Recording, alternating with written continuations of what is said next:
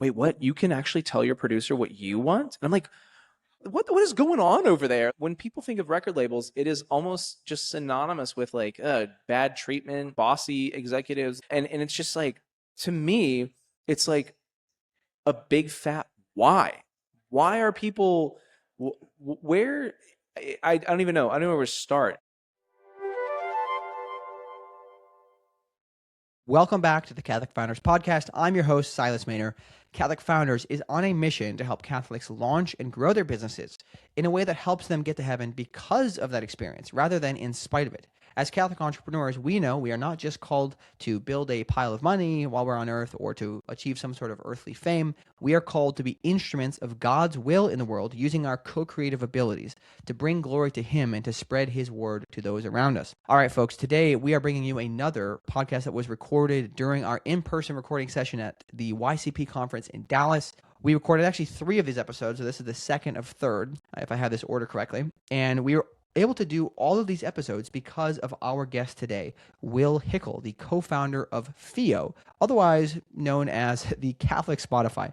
They basically have this audio platform, which is audiobooks, podcasts, and music that is all created by Catholics. It's it's totally worth checking out. If you're not already, go to the App Store and download FIO now. Especially listen to this episode on FIO because he actually pays creators per stream, which is something that no other podcasting platform does. But I was very excited to be able to sit down with Will and actually share a bunch of his stories, share why he's building FIO, what his motivations are, and his story in general, because Will has been an active member of the Catholic Founders Guild for a long time now. He's always been very gracious, very helpful to the community, and I just have been very grateful to be able to call him a friend, somebody who is, he's come visited me in Nashville. He's just a very good guy in general. So I enjoyed this a lot. I'm sure you will also enjoy this episode. Again, if you haven't already, go download the FIO app in the App Store. You can, get all kinds of music and audiobooks and everything there. You never have to worry about anything inappropriate coming on that the kids are listening to. So just, help support all of the Catholic creators that Will is kind of in the ecosystem of pulling together and bringing it all together in his platform. All right, without any further delay, enjoy this episode with Will Hickl, co-founder of the FIO app. All right, welcome to the pod, Will. I finally made it. I can't believe I didn't ask you to come on sooner, honestly. It's fine. This is the perfect time. It is your own booth at the YCP conference where there's some very incredible people, great speakers, great things going on, and great things happening. What motivates you to be an entrepreneur? It's a great question. I loved building Legos starting at the age of 4, and I just liked completing things and seeing things completed and done, and setting out that goal.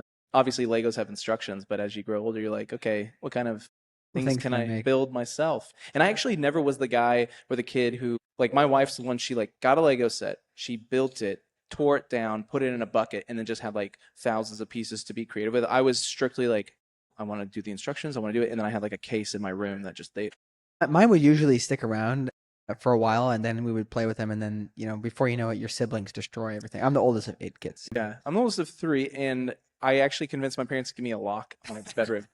I could lock it because my sister, who's 6 years younger, would come in and destroy them. So yeah, it's the worst, man. I mean, when your Legos get destroyed. But do you mostly enjoy finishing things or getting them started? Ooh, that's a good question. I'm definitely a starter. I mean, I love both, but I do have a Evernote of like these different ideas and stuff. So I am ideating all the time, but I do like to see things finished. So I'm I guess I'm okay at finishing things.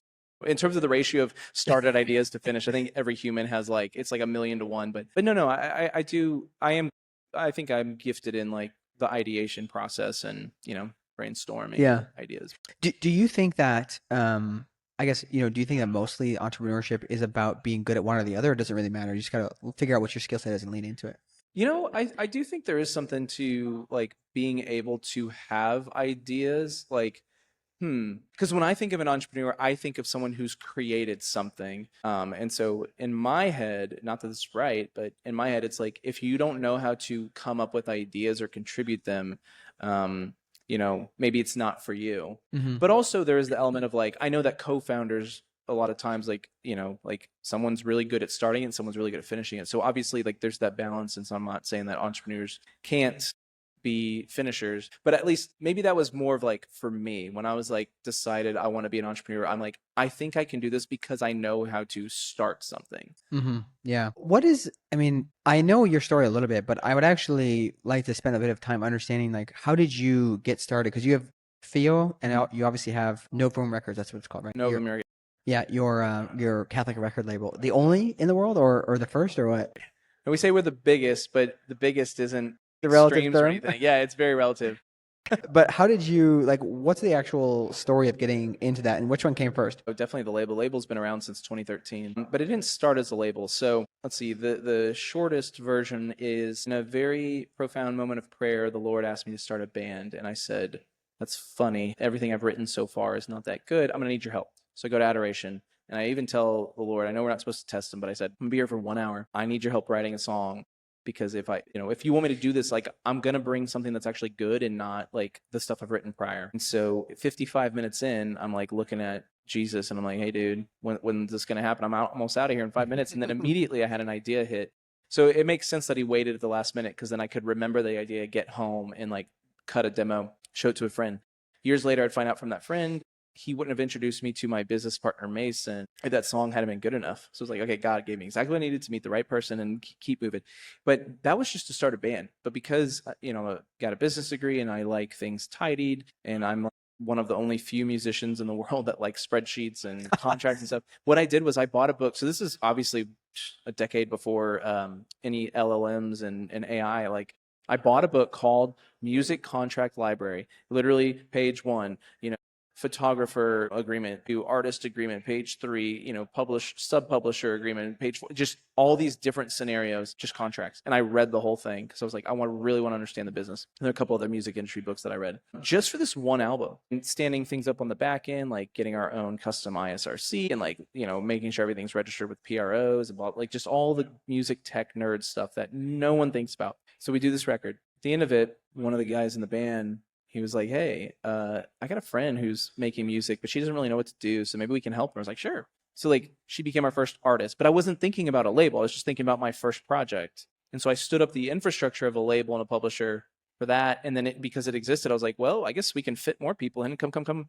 And then it was through that I actually realized, oh my God, I love doing this. I love pouring into artists and like making records and being in the studio and like that whole thing of just like, here's a voice memo into like, now I'm listening to it on a CD or on Theo or Spotify or whatever. We don't listen on Spotify. We only listen on Theo. Only on Theo. I know that there's a couple of times in my Substack post I had the the Apple podcast link first, and you're like, "Yo, you got to fix this." Right. Yeah. No, I mean, I know that's an uphill battle we have to face. Is like, I mean, look, I pay for both Spotify and Apple, and obviously have Theo, so I listen on all three for various things. Because obviously we don't have everything, so But no, I like it. So I want to do. This is kind of interesting. Like a lot of times for me, I don't even do a Google search if I'm going to start something. Like I have no idea that there's probably somebody else doing something like what I'm doing or whatever idea I have. I just usually like make a doc and send something or whatever. And you seem to have like been willing to have the thoughtfulness to go learn about something relatively well before doing it. Do you think that was like part of the reason that you've succeeded at it as far as you have so far? Or like if you had just kind of like stumbled into it and tried, would you, what I'm really trying to figure out is like, is there a better way in your mind that one person should just like act versus do a little bit of research and get a good understanding? Because the preparation component is vital for certain industries. Yeah, that's really, yeah. I think it kind of just depends on what you're trying to do. Like if you're trying to become a performer, then yeah, you need to practice before you book a gig. And that's going to take a long time to get good at something for you to like go put on a show. But if you're just trying to like start a software company or something, I mean, thankfully with the way the age we're in now, like your idea can become a reality with any of these tools in 5 minutes. So, but I do think actually in that point, like if someone goes on to one of those like generative, like build a website, build an app. I'm not going to say any because we're not sponsored by any, but I'm sure you guys can figure it out. But, so actually I'm going to say this as a personal thing. So with Theo, I have built a considerable amount of the Android app, but same thing. I bought a book from the library and I read about Android, how to just like structure the code base and all that stuff, because I wanted to know, sure, I can ask Claude Code to do this. And I guess today Claude Code's good enough to set it up for you. But back then when I started in 2023, before Claude Code existed, I wanted to understand it, because at that time I was like writing code, describing what I wanted the code to be,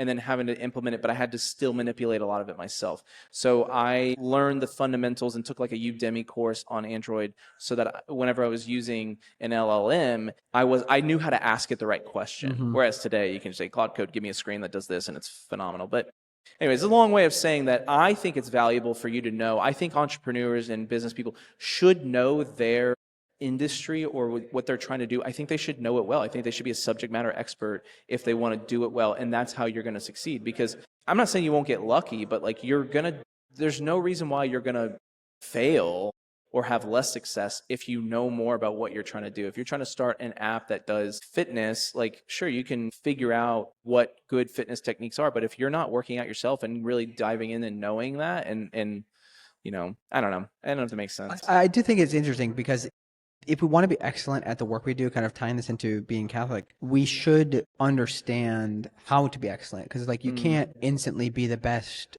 chanter at mass without understanding how to do it, right? You need to understand the basics and be willing to have that learning spirit, the same way that we have to have that learning and willingness in our faith, right? I really respect it, honestly, because I tend to be somebody who's so disorganized, where it's like, if I don't start something, it won't get started. Like there's no preparation for later, because I'll just procrastinate forever. I'll never do it. Yeah, but I mean, that's good too. I mean, entrepreneurship it can be so subjective. Like if you know that you need the inertia to go and figure it out along the way, I mean, great. That's a great way that people, I mean, that's kind of the story of the label. But I also wasn't setting out to do a label, it just happened upon me. But then once I knew I wanted to do it, then I did more research and learned more.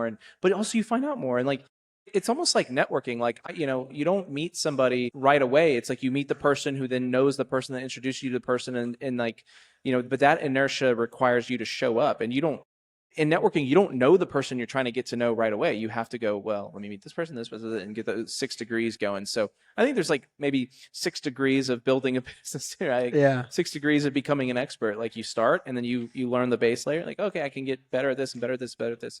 So I don't know, man, but it's fun. It's interesting. What was your dream as a child? Like, did you always want to be just like a musician? Did you want to build a label? Like, what was your dream when you were a kid? No, the label just happened. That's a good question. I don't know. I mean, I liked music a lot as a kid.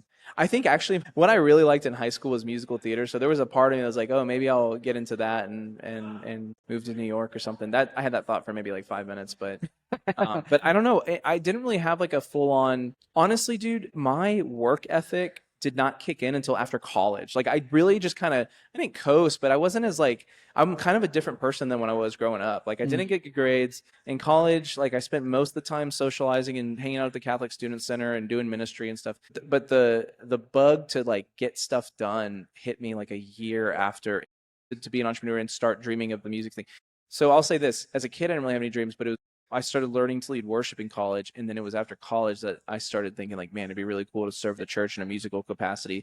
And I took in college a music recording class so I could learn the basics. And then, so the seeds were planted, but way later. But I grew up in a house full of music, so I think it was like subliminally put in me. Go into our house, or like my parents' house, the media kind of entertainment room with the big TV and the sound system. Like the walls, there's no empty wall space. It's all poster covers that my dad goes to.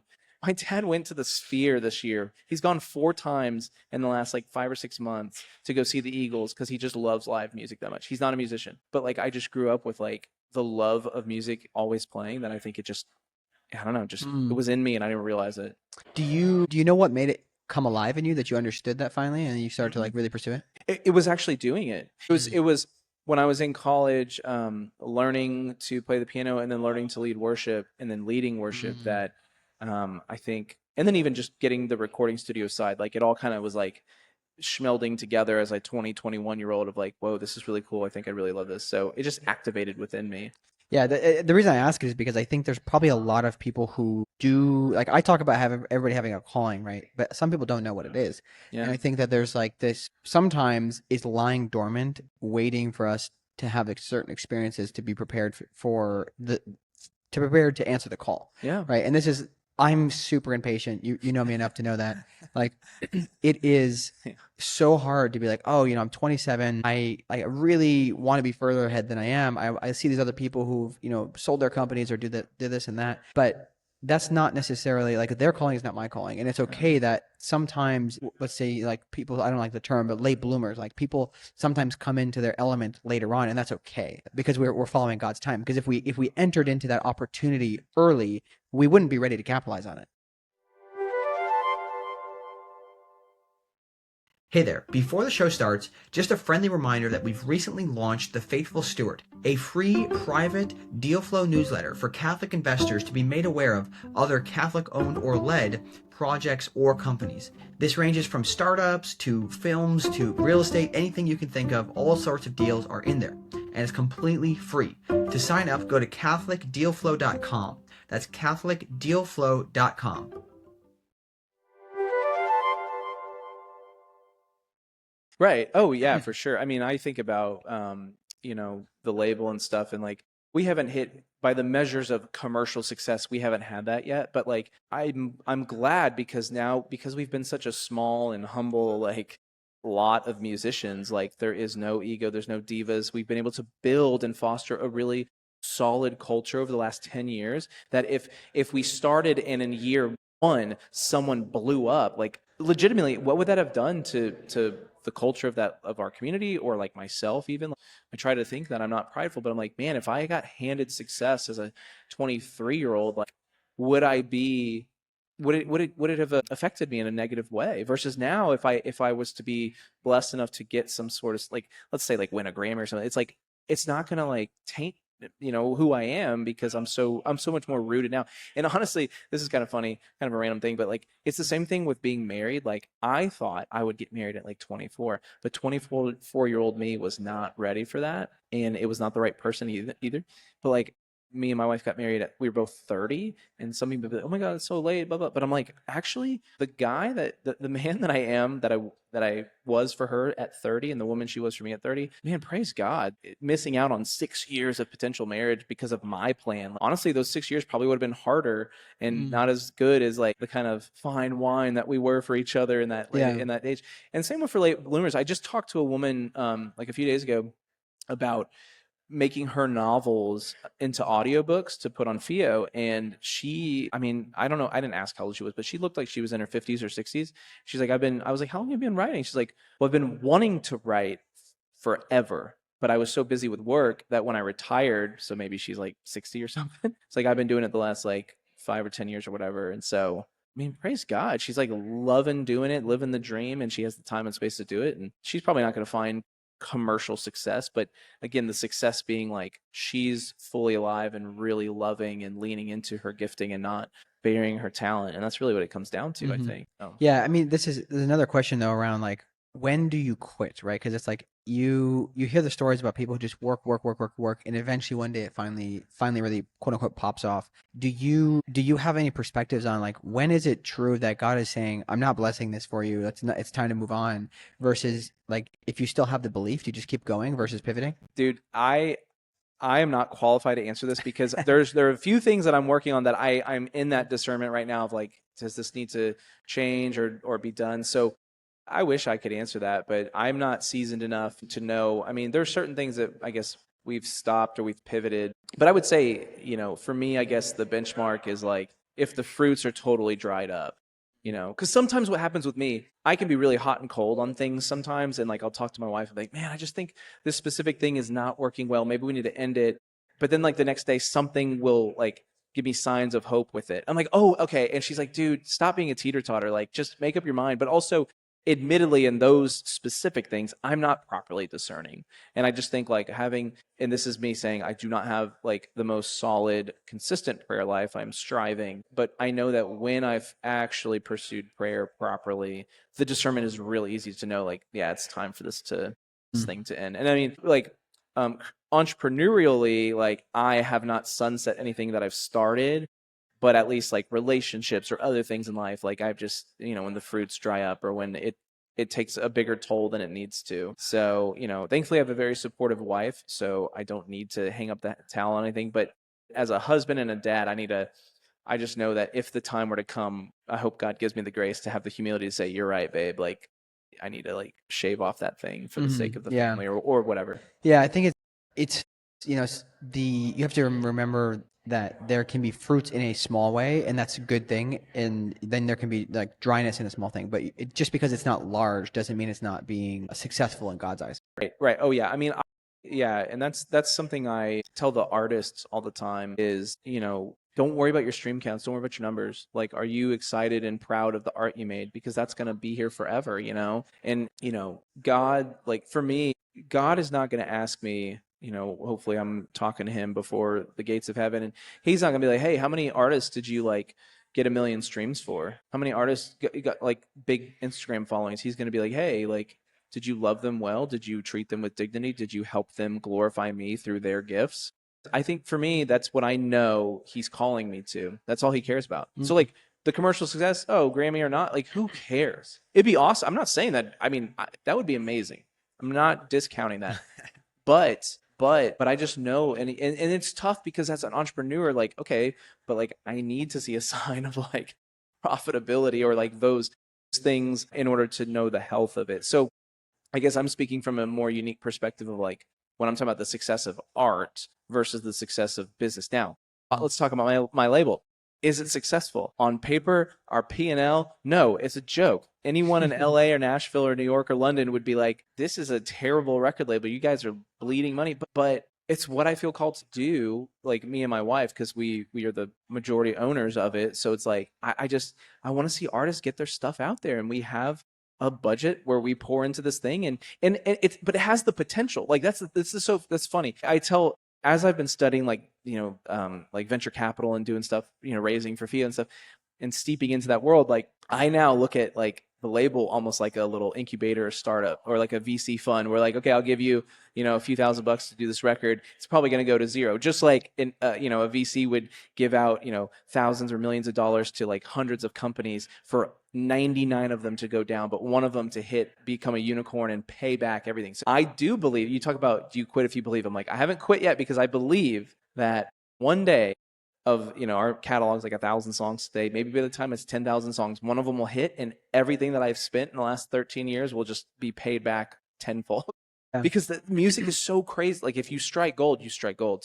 But again, it's not about the money, because I may never. And I honestly, I have had peace with this revelation that I actually think, and I mean, I hope I'm wrong, but I think that there will be commercial success with what we're doing, but I'll be dead. I genuinely think it'll be a different generation will see it, and I'm okay with that. And I love that idea, even that like I want to build something that like will last generations. Yeah. What exactly possesses somebody to try to take on Spotify and build like the Catholic Spotify? Oh my gosh, it's a frustration being a musician and living those pain points of you put all this time and effort, money into a record, and it just goes nowhere. And then of course you try to pitch to the editorial playlists on Spotify that are, I'm just going to say, very gate kept by the big Christian labels, which are all 100%, not 99%, 100% of the biggest labels in the world for Christian music. They're all Protestant.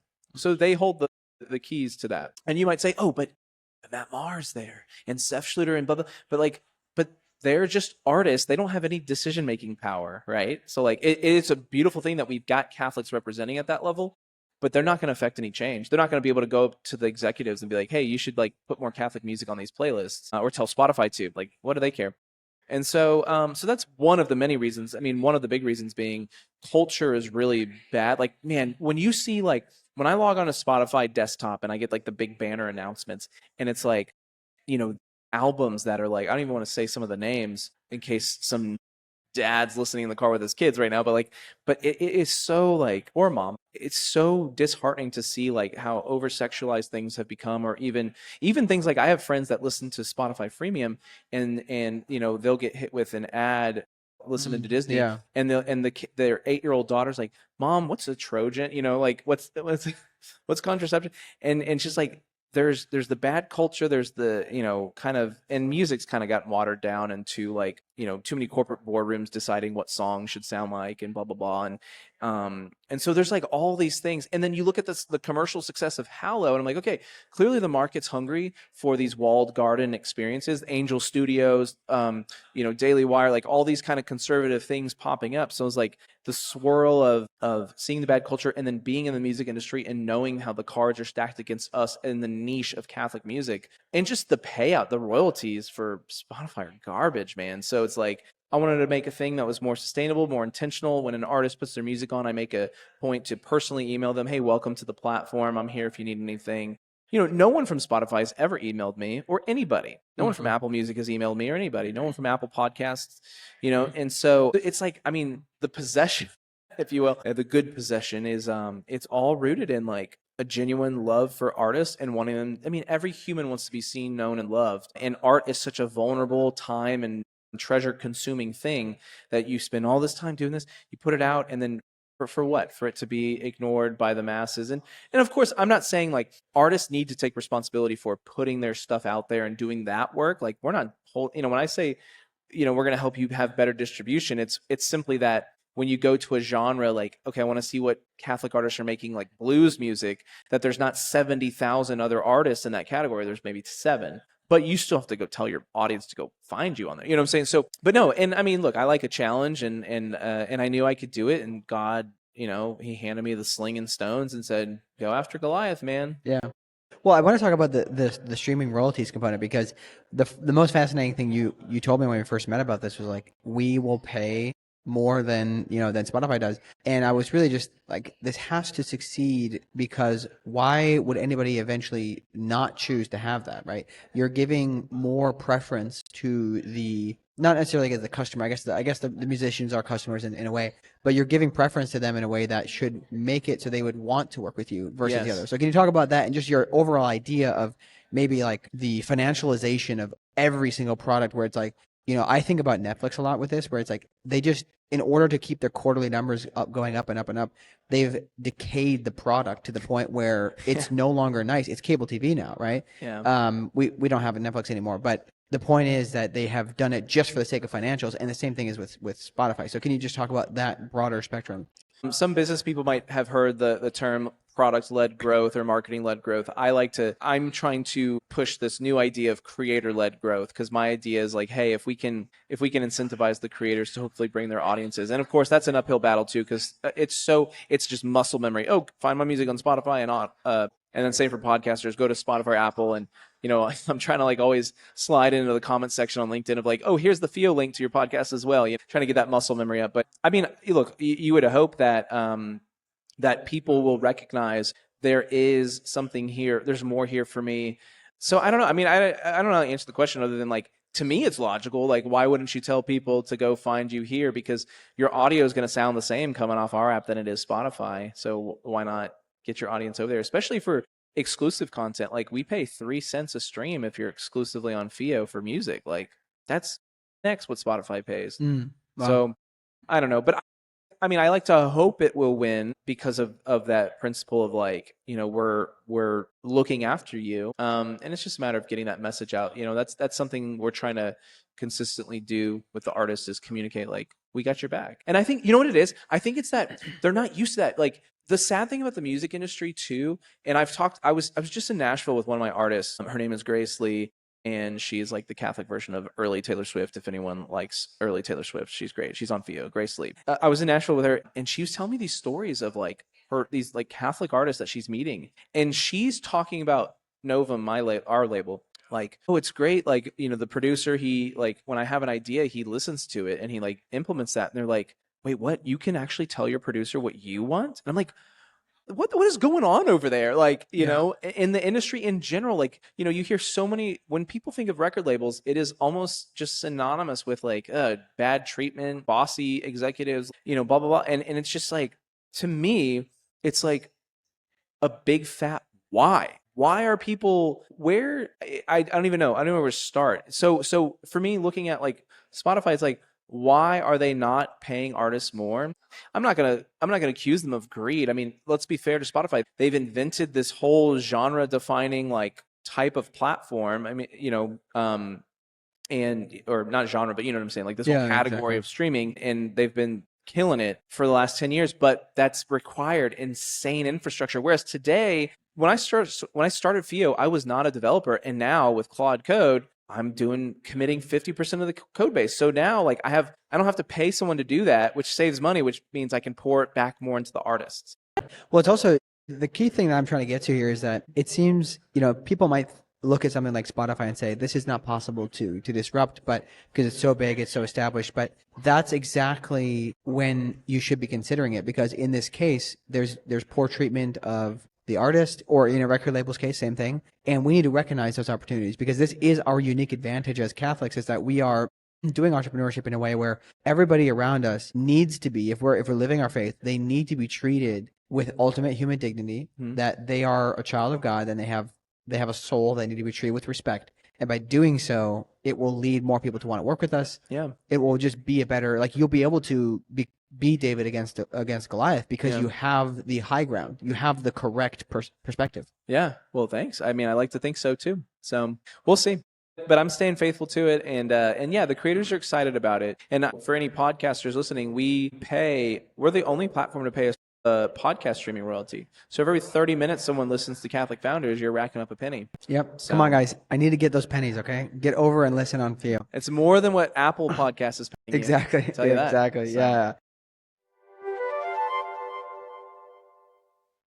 If busyness and admin work are keeping you from growing your business, it's time to call Paraclete VA. We connect Catholic business owners with elite Catholic virtual assistants worldwide to handle your marketing, finance, and busy work. How it works is you pay $500 on the day they start, and if you're still happy after 30 days, you pay another $500. Most roles take less than 10 days to fill. To get started, just email admin@catholicfounders.com with a little bit about what you're looking for, so you can get back to doing what matters.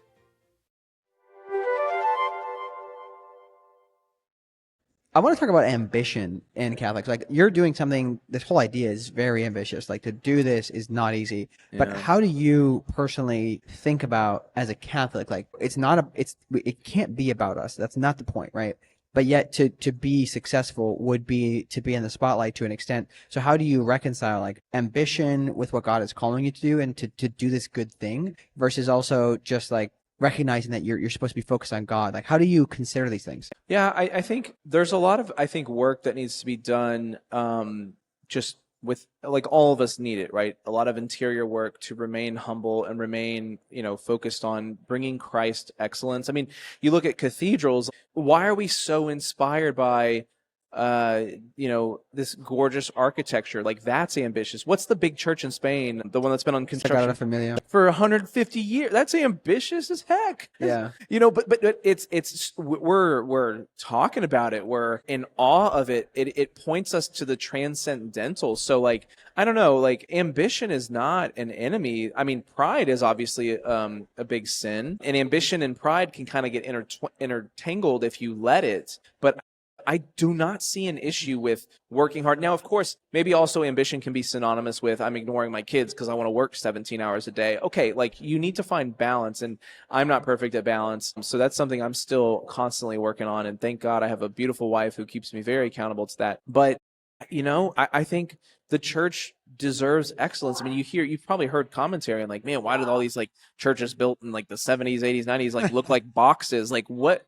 Like, where was the time and effort and ambition to just try a little harder? You know what I mean? So I don't know. I have zero qualms with ambition as a Catholic. Like, I think, honestly, I think God deserves it.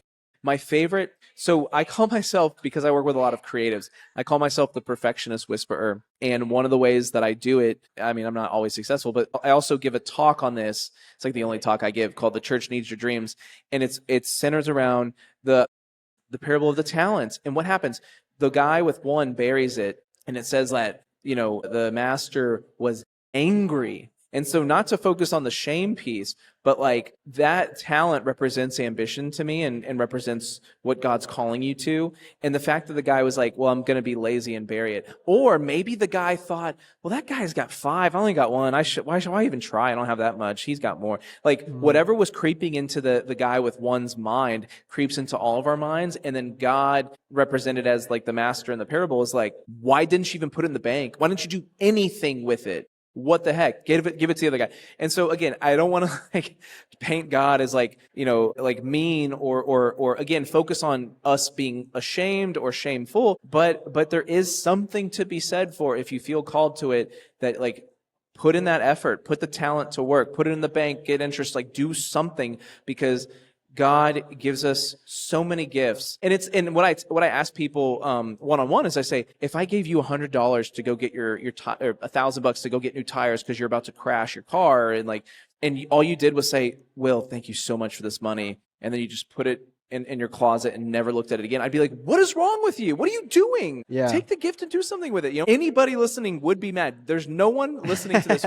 I'd be okay with that. Yeah. And like, if we as humans are not okay with that simple gift, I mean, $1,000 is a lot of money compared to the gifts that the ultimate creator of the universe gave us. Like, we got to do stuff. That's the exact point, though. It's like the single talent. It's not the steward's at all. It's God's, right? And he That's a gave good point it to too, yeah. He gave it to you so that you can use it, right? It has nothing to do with you, and that's why he wants them to be farmed to be used, right? Yeah. And again, I think it's really important to mention that regardless if you have a lot of horsepower upstairs or you don't, like, you are called to use whatever horsepower you were given to take it as far as God will take you. Yeah, and man, I've had so many awesome stories of my artists, or even like personal stories where I might start crying, where like having stayed faithful to what God called you to affected somebody so much. And if you hadn't said yes to that, like, that person, like God was trying to reach that person through you. And like, so I go back to the record label and how like we're in the red, but I'm like, I don't care, because we're in the black on like bringing people to Jesus. Yeah. You know what I mean? And that's the only thing that matters, right? I think it's hard because, I mean, people give me a lot of criticism. They call me a Marxist in some cases because What? I'm not. I focus on the fact that business is not only for the sake of making money. I agree. Yeah. And I think that, entrepreneurship, we think that we have to have financial success for a business to be like blessed in a way. And I'm not saying it's not, but of course, if you look at the history of the ecumenical ventures, ecclesiastical ventures in the time of like medieval Italy, etc., they built ventures that the purpose was to get each other to heaven. That's it. That's like cool. if they made or lost money, they didn't really care because they trusted in God. Yeah. And if we enter into that same mentality, that's where we can take all of our excess money that we don't need. We can build churches, we can build schools, we can pay the janitor who has 10 kids more than the CEO who's retired, right? Because they need that particular thing. Yeah. And you do it on a needs basis. I even, like, I don't have really formal thoughts on this, but like the idea of saving for retirement, I think should be even examined closely. I won't go into that today. Oh man, you've got like all those financial planners. I'm gonna upset them a lot, man. Oh no, we don't have any of them as sponsors yet. We're upset, you probably don't anymore. Never will again, I guess. There it goes out the window. But no, I think this is this idea that we have to. If you think about the best music that really speaks to you, even if it's secular, it's because people had some level of ambition. You don't get Gregorian chant in this beautiful churches, as you mentioned, like the beautiful music.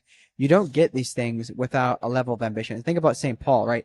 You could say that he was just like moved by the Spirit or whatever, but it was ambition. Like, he was willing to go to anywhere in the known world to just do whatever God called him at that given time. Right. I mean, he had to actually get up and move and do stuff. So yeah, no, I mean, I don't know. I don't know who's listening or to your show or it's in your circle that says ambition is bad. And I'd say, I don't know. I'll debate them on it. We need to be focused on it. So now we don't have tons of time. There's a lot of things I would like to cover. I'm curious about your perspective on retaking the culture. Like, music is obviously a huge part of culture. How do you think that Catholic entrepreneurs, whether that's specifically art or otherwise, how can we use our assets, whether those are financial or just influence general or whatever, to influence the culture back to God? I mean, we have to model that, right? I think it starts with within our own homes, the war within, right? Like, I think the culture is just a mirror of what's going on interiorly. Obviously, we're in a fallen world.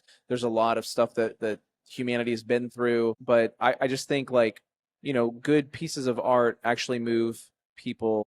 And so if we can, I don't know. I mean, look, I'm trying to like say it without just being like a on the nose, like good culture means good society, and it's true. But in terms of like that impact, that tidal wave or the ripple effect, I mean, it's just, yeah, it is really important. And that's why YCP and like Catholic Founders and Cent Venture and all these things where we're trying to like keep Christ at the center of being ambitious, of building culture, of doing whatever is so important because, I mean, culture trickles down, right? Like Mm-hmm. if the CEOs, if we're being well formed as good CEOs for whatever business we're in, or whether it's in the, in whatever field, especially in the arts, I mean, wouldn't it be awesome if like you go to see the next Christopher Nolan movie and it's like some like super cool like Catholic thing, or it's like, I don't know, like, I mean, this is why people are really inspired by Lord of the Rings and Tolkien, C.S. Lewis, because they gave Yeah. the culture something good that like is wholesome and an allegory for Christ and the church, etc. But yeah, I don't know. I know I'm kind of all over the place on this answer, but so sorry it's not super focused. There is obviously an importance to that, that I think, and I think it starts interiorly, of course, like, hey, can I bring good culture to my family, and then bring that to my business, and then those people bring it to their families and customers and blah blah blah blah. I don't know, I mean, man. that's a good. I think that's a good place to start for sure. Is like if we want to be good leaders, we have to have our own relationship with God personally, and then we have Yeah, to have that. We have to be fed in order to feed, right? Like we have to have something in order to give it, so that we give it to our family. And if we are doing that well, we can give it to the people who work for us and the customers that we work with. Like you can't have that. So we talked about ambition, but it's funny that the way, I mean, Father Ambrose talked about this at Mass today, right? That we all are Catholic because of a witness that is like a thread. I forget exactly how he said it. It was beautiful, but a thread that goes all the way from the apostles, one witness to the next, to the next, to the next, to the next, that that's has led cool. us all the way to today. And it's our job to keep moving that thread forward. And you can't do that on a one to mass basis. It's one to one. It's about the individual connection. And this is where we were talking with Matt from Metanoia earlier, and there's the desire to grow something, to be humongous, to be big, but in reality it's like sometimes you're called to do the small thing, because the small thing can have much more impact than some big thing. Like you talked about Spotify, Apple, they never email you. You're just a number to them. You're less than a number, honestly. You're like a decimal, right? Yeah, but real quick, just to answer, like in terms of the culture piece, like good art can cut through. So like if my artist makes a really beautiful song that's deeply profound, I love hearing from random people like, hey, I stumbled upon this thing, that don't even know that artist, but they were able to, to experience Christ in a certain way, or experience something deep within their own heart.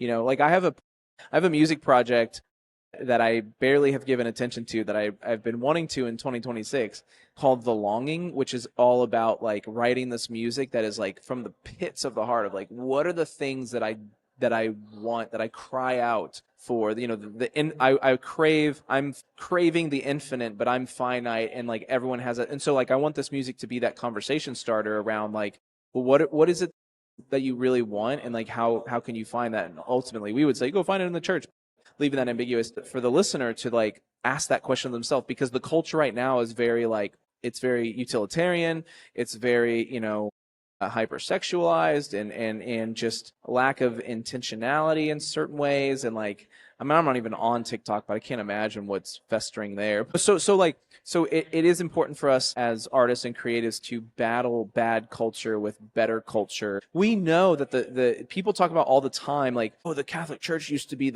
the purveyors of the Renaissance, and all this art came from the church. And like, why can't that happen again? I believe it can, and Yeah, this and is one of the it's channels. that hard to do it, honestly. You just have to start doing it. Literally just start doing it. There's nothing preventing you No, from showing the classics and promoting these things. That's a really good point. I really encourage people, like, take it seriously, right? I know there's all this talk about the problems in our country and affordability of housing, like all these things. It's like we're trying to solve them with policy. It doesn't get solved truly with policy. It'll maybe put a band-aid on it here and there, but it's going to come from us individually focusing on how do we help the people next to us, right? yeah. My neighbor, they're in a tight spot. I'm going to help them out. They are in need of some support. They don't have to call a tow truck. Like I can help them myself. Like we can help each other, and we can start there. on a small way and then encourage others to grow. What about you have this perspective on undiscovered art. I don't really know where to go with this, but I'm kind of curious, like you as an artist, like why are so many good artists just overlooked even with the algorithms today?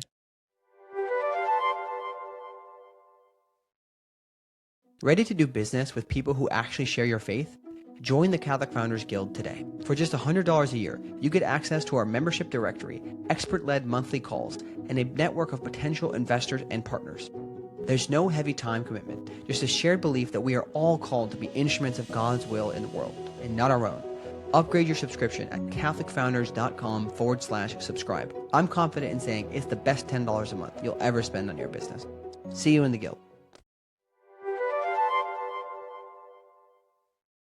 I mean, it's kind of because of the algorithms. Like, I just think, look, again, I said this earlier, artists do have a responsibility to like get out there, promote their stuff, try to book their own gigs. So like, it's not all on the tech, but you know, like if you're not signed to the biggest thing, like I think the short answer is there's just gatekeepers. So we need to do our own like we have to help in justice. We have to help identify those people and like pay to commission art or do these things. Yeah, man, dude, I talked to a guy who's in the industry a few years ago, and I was asking him because I know that he knows a lot of these gatekeepers in like Nashville for the Christian music scene.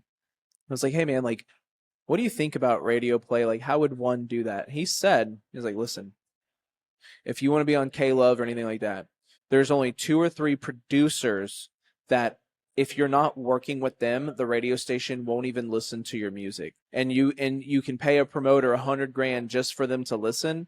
And if it's not within these like list of producers or mixing engineers or mastering, then they won't even, you just wasted $100,000. So like, it's just things like that, man, that like it really is Goliath for a lot of people. But again, like, you know, if you're an author and you want to start like writing, like, you need to do the work to go to the local bookstore and say, hey, I just wrote this book. Do you mind if I post up and read a chapter or two? Like, I think the ambition comes back in. Like, if you made the thing, you have to be proud enough to go out there and tell the world about it, but also be okay with the fact that it may not, you know, be seen or listened to or read by many people. Yeah, That's but okay. it's also important for us to take back the seriousness of our faith, right? Because, you know, I was talking to somebody earlier today about politics and how the Catholic vote is always just kind of taken for granted, right? And it's because we're not, in many cases, serious about what it means. Like, we shouldn't be listening to music that is bad for the soul, that takes you down, right? That was one of honestly the hardest things about Exodus 90 recently was like, you're supposed to listen to music only that elevates the soul. And a lot of times it's really hard. Like you just like, you love this old music that you used to listen to. It's like, yeah, stop. You can't. It's not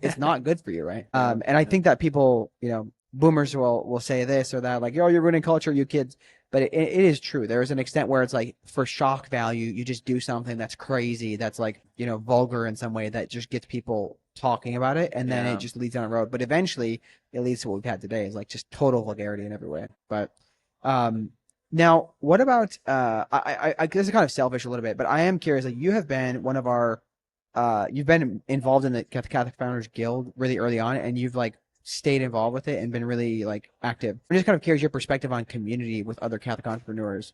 Again, a little bit selfishly, just curious. Yeah, I'm a super extroverted. I love communal. I'm very communal. My number one Clifton strength is connectedness. So like I have to have it. And when when I stumbled upon it and I was like, ooh, this is great, because I didn't have any community in this regard. And I craved it, you know? And so it's been really easy to stay involved because you do a great job facilitating, and you know, I love the calls that you put together. I know you're not asking for the commercial, but everyone listen, okay? Like, it's, if you're an entrepreneur or you want to be, or I think, you know what it is? It's that the reason I love podcasts, like I listen to a few of these tech podcasts, is because I like feeling like I'm in the room so I can learn from them.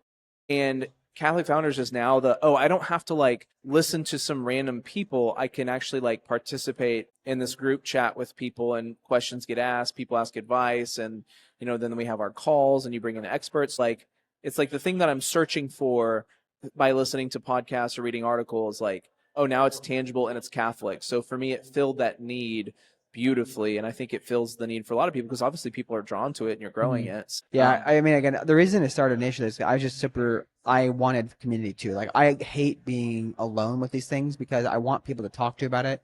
Like, having having Catholic friends who are not ambitious, like fine, but I would rather hang out with Catholics who are ambitious, who are building something, right?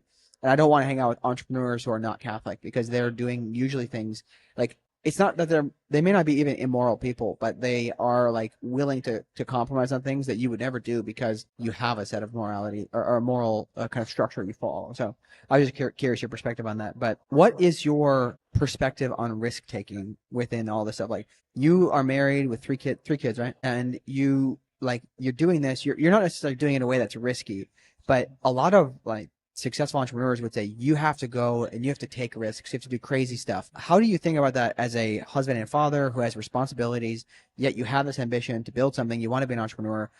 Is it about going slow and steady? Is it about just throwing it all in God's hands and trusting him fully? Like how do you see that? It's definitely a mix. I mean, like with Theo, it was in the season we started it, we had enough kind of savings to kind of pour into it. But then we also, one of the things was, can we raise capital? If yes, we'll keep going. If no, then we know that this needs to end, right? With the label, because I've been doing it so long and I started way before I was married, like that just can, and that's a different kind of mission field that perpetuates. And so the risk there is a little calculated because I'm not spending money that I don't need to spend like on a new artist or whatever, blah, blah.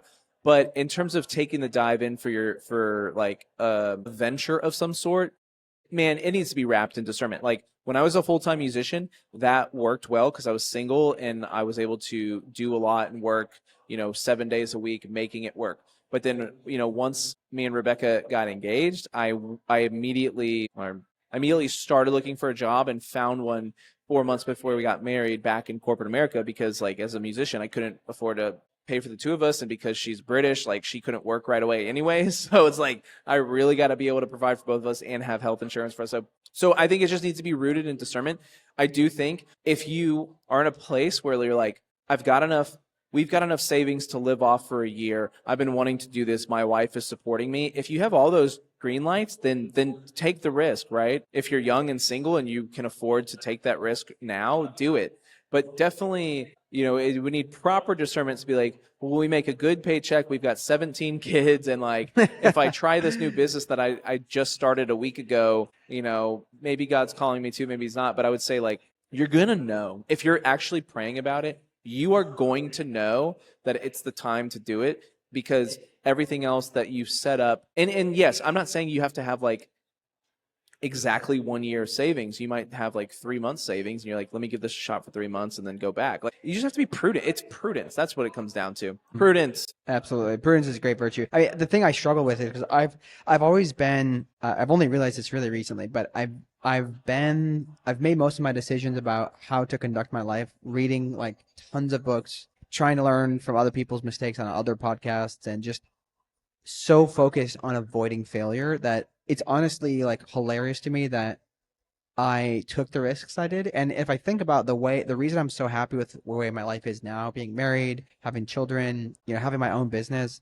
and doing something that I love with Catholic Founders, those are all because I took risks, right? I moved to New York City. I started the business. I did all these things that were the riskiest things, but those are what led me to where I'm the happiest. But I notice now that I have a lot of this, the amount of fear that's kind of like subconsciously directing me is much higher. And I'm afraid of new risks, but I'm wondering, like, is it really a fear of risk or is it a fear of being greedy? Like, oh, maybe I should have more than I do already, right? I don't know. I mean, that's obviously you got to work that. I couldn't tell you, bud. Yeah. But I don't know. I mean, like, look, like, again, let's just go back to prudence. Like, as a musician, I would love to build like a 90-minute show and then go on the road and like put on this really cool concert and tour the world with it. But that's just not the season I'm in. I got small kids. I don't want to be gone that long, I mean, I'm flying back tonight to get back to the kids. So, I don't know. I mean, look, I'll say this for anyone listening. If you go to bed and you're like, I should do this, but I don't know. And you dream about like, or you think to yourself like, am I going to regret this in 30 years that I didn't do this? And the answer is strongly yes. You've got your answer. Yeah, that's a really good perspective. And I also think that entrepreneurship is not about harebrained ideas per se. Like I have a whole episode about this where it's like, here's how you like work your way into how much money I need to make every month, and here's how I can do it. I usually say have 9 months of savings, give yourself 6 months, and then 3 months to find a job if it doesn't work out. But I do think that the risk is it's something we should really consider because St. Paul and almost all the saints were risk takers. You got to Effectively. do it. You got to do it. All right, let's wrap up with some rapid fire. What is your favorite scripture? First Kings chapter. Oh God, you prepped me for this. I think it's 3 verse 19. I am so sorry. I'm a Catholic. I don't know the Bible, right? It's if I got the reference right, but what it is, my favorite verse is when Saul. No, oh my gosh, dude, this is bad. This is horrible. Who's King David's son? Saul. Honestly, I don't know. Oh my gosh. This is horrible. We're like the two This is stooges. absolutely horrible. And you told me to prep this, and I totally forgot. But I think it's King David's son. I'm pretty sure it's Saul. When God says, "I'll give you whatever you want," and he says, "I want wisdom." Of Solomon. Solomon. I was halfway there. Solomon. Yes. When Solomon asked for wisdom, that to me is like my favorite scripture because that's just, I don't know, that for me it's like he could have had all the power, all the success, and he chose, I just want to be wise, so I make the right choice. Obviously he kind of screwed things up later, so we'll stick to just the one verse, but I'm pretty sure I'm gonna look this up. I'm pretty sure it's 1 Kings chapter 3 verse 19. We'll make sure the editors put it in the correct one. I'll move my mouth, and we'll overdub it. Yeah, we'll dub it. Yeah, for sure. And who's your favorite entrepreneur? Oh man, maybe it's a hot take. I mean, I'm a fan of Elon, man. I think it's impossible not to be if you're a reasonable person. Yeah, he's incredible. I mean, I like the all-in guys too, like a guy like David Sachs I look up to. So yeah, the PayPal mafia. Yeah, exactly. We got to have the Catholic version of that. That's what I keep saying. Exactly. We're working on it.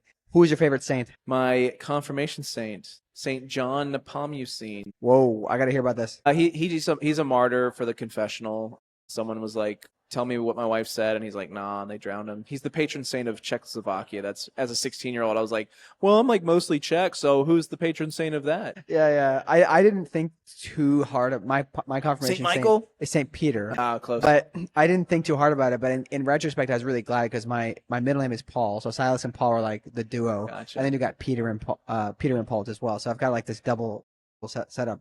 It's been helpful. I'll say that. And what's your favorite devotion? I've been into the Rosary lately. Our Lady of Walsingham means a lot to us. Quick story on that. I used to not, for some reasons, but I used to not have I used to be kind of just adamant about oh, Mary, we revere her, cool, no qualms, but no gusto or anything. And when I met my wife, we were in England, and we went to Walsingham, which is this old pilgrimage site, 1,000 years old, and they've got this remaining kind of these ruins of the monastery, and it is this gigantic tower that honestly looks like rocket engines. It's so amazing. And I'm on the grounds, and I hear Mary's voice legit, and she's and she talks to me like I would talk to myself. She's like, "Hey dude, I'm not that bad." And I was like, "What?" okay. I hear you. But there was legitimately something otherworldly about walking around these grounds. And I'm a big space guy. I mean, I'm from Houston, NASA, all that. And seeing this thing and just seeing it pointing to the sky, and imagining it taking off. It's like, man, this is, I just stared at it for an hour contemplating the transcendentals. And so I went and bought a rosary, and I prayed it every single day for 6 months. And man, a tangible change in every single day. The coat, the little thin coat of grace that you get from a daily rosary was amazing. And then I stopped, and I felt a tangible difference of things aren't as good, blah blah blah blah. So, but for Lent, I bring it back every Lent, and so I've been trying to keep it going post Lent. But no, the rosary is great, and Mary's great. You just gotta set it up in your family routines. That way the kids will be like, "Hey, Dad, what the heck? We're not doing the rosary tonight." I know. We need to do that. Yeah, it's the best. Rosary is the best. Our Lady is the best. What about you? For favorite devotion, I mean, I definitely pray the rosary every day. We did that growing up, so it's a habit. The hard part for me is actually really entering into it because I'm so used to it. It's just bang it out, Yeah. But I would say probably the favorite. Oh, that's actually nobody's ever asked me that question. I've always wondered if somebody asked me that question, what I'd say. Now I'm stuck. Favorite devotion? It's going to mass. It's the Eucharist. It's for me. It's I know you're gonna say it's a cop out answer, but it's really for me. I don't currently do midday mass. Usually I do morning mass now, but when I was in Wisconsin, we were doing midday mass. As an entrepreneur, because I can take the opportunity to go to mass, I would basically say what kind of excuses are you making? You have none to make. I don't care. You literally quit your other job so you can do what you want. Yeah. And you're gonna not go to mass? So I would usually tell myself that it's a nice kind of like stopping in the middle of the day. And then no matter what anxieties I had about work, like once I see the crucifix and I realize like none of that stuff matters, like eternity is all that matters. And it would always calm me Yeah, down massively. So and I usually get goosebumps after communion, like a lot of that's times. So it's amazing. like, I can't, like, that's the reason I stayed Catholic. Yeah, I never left. that's awesome. You know what's great? I'm sure you feel this too. Is like I've never, especially as a kid, when I was like, I don't want to go to church, but I've never gone to mass. And before mass, if I didn't want to go, or I was like kind of like, "Ugh, I guess I gotta go, or getting up early, I've never finished mass and regretted it. Like it's always like I don't know. It's like that nice little ramp up where you're like, okay, like this is beautiful, this is amazing, There and is no way to regret it. I mean, it is. yeah. I could go on for a long time about that. But last plugs. Where should people check out? Like, reach out to you. Who should reach out to you? Okay, here we go. Get your pencils out. Okay, so fio.fm, fio.fm to learn more about it. There's links to download the iOS app, the Android app. There's a web app now, play.fio.fm. You can stream everything on your browser. We've got audiobooks now, which is super fabulous. If you're a podcaster, go to our website, click the podcast, go submit your show. It's really easy. You just put your RSS feed, you're good. If you're a musician, go to the music tab. You can submit your music. You'll hear from me directly. If you're a musician and you're Catholic and you want to make music and you don't know where to start, email me. Go to Novum Records, Novum, novumrecords.com. My email is will@novumrecords.com. Hit me up. I'll be your cheerleader. I'll help you out, whatever. I'm open for everybody. Please email me. It doesn't bother me. If I don't get back, if you don't hear from me, just wait 2 or 3 weeks. I will eventually get to you, I promise. But I genuinely care about Catholic creators, so I will help you in whatever way you need. We will pay you more royalties than any other streaming platform. And then what else do I do? If you like music, I mean, you can look up my name on Theo and Spotify and Nice. stuff. I've got music that I've made there. So Awesome, man. Thank you so much for coming on the pod and being an active supporter of Catholic Founders. I really genuinely appreciate your willingness to help us. Yes, you've done an incredible job with it. Let me gas you up. Thank you for your tenacity. Thank you for, just going for it. And actually, I want to tell a story. Which camera's on? Put mine on. I'm going to talk to the audience here. So I emailed or I LinkedIn messaged him or something when I watched one of his episodes and was just giving some feedback, or I don't even remember what I said, but he emailed me right back or messaged me right back and said, "Hey man, no, wait, is it that I liked the episode?" Yeah. All he did was like it. And then he DM'd me on LinkedIn and was like, "Hey man, what'd you like about it? I saw that you interacted with this post. I want to know." So it's like that personal touch of like, "Hey, I want to hear how this episode affected you." I was like, man, this is like really beautiful touch to like what he's building. And like, that's what sucked me in, was his intentionality and his genuine love for us, the Catholic entrepreneurs. So yeah, if you're on the fence about joining, there's no regrets, and it's really not that expensive, and you get a lot from it. It's like anything else. If you give of yourself, you get more. But even if you just give him $100 and don't do anything, at least it feeds his family. Exactly. No, honestly, like to plug the show properly, because I won't have to put an ad read in afterwards. Like, it's CatholicFounders.com/subscribe, and you get a lot of value out of it, substantially more than the $100 it cost you. Yes. And we have a membership directory. We've got a group chat. We've got everything that you could look for. But you can ask Will personally, like, the value that the other members of the community are giving to each other, to me, is crazy. Like, we've got one guy who discounts all of his coaching for 50% off for like 90 days, which is, I think it's it would be like a $1,200 value right there. But it's not about the value. It's about being surrounded by. It's really about being surrounded by other people who care about what you care about. So Catholics, we're communal. Like, we need it. There's no denying that. People Yeah. thrive. There's that old adage, like, if you want to go fast, go alone. If you want to go far, go together. And that's just how I try to live my life, with the label and with this Amen. and with everything. So, dude, but thanks for the time, and thanks Yeah. for stopping by our booth. And Thanks for inviting me, man. This has been a pleasure. Thanks Yeah. for coming on.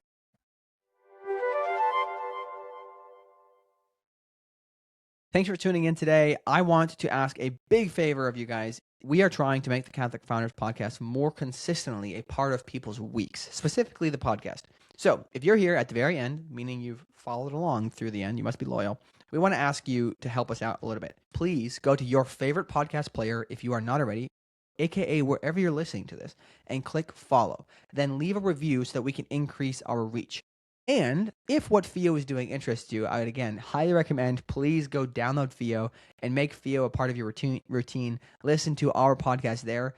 Again, I say this relatively selfishly because Theo actually pays creators on a per stream basis for the podcasts they produce. Unlike any other platform, they do not do this. Usually you have to get some sort of brand deal or whatnot.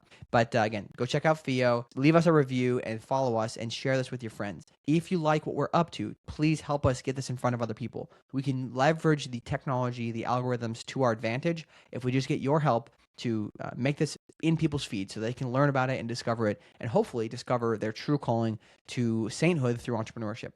All right, folks, God bless you, and don't forget that you were created to create.